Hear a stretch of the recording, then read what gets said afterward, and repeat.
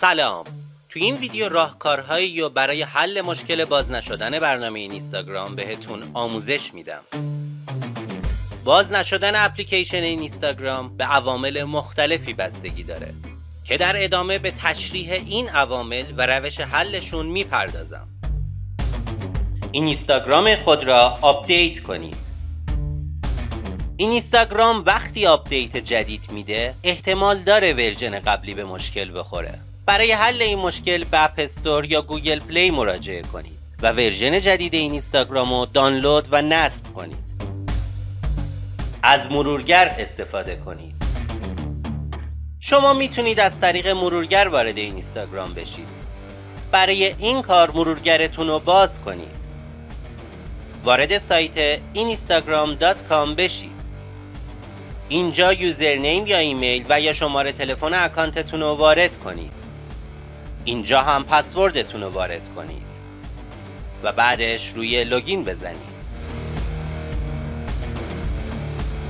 استفاده از برنامه تغییر IP یا پروکسی.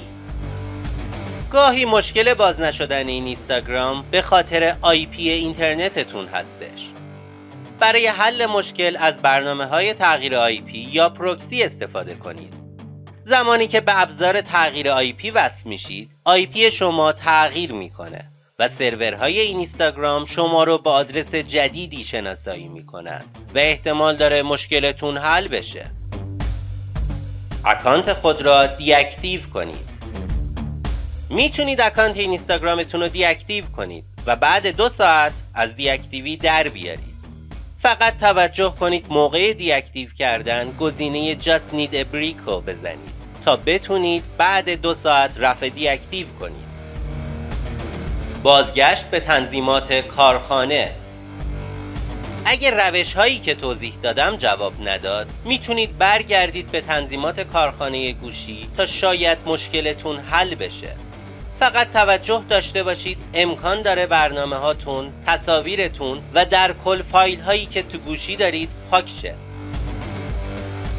امیدوارم مشکل باز نشدن اینستاگرامتون رفع بشه. خدا نگهدار.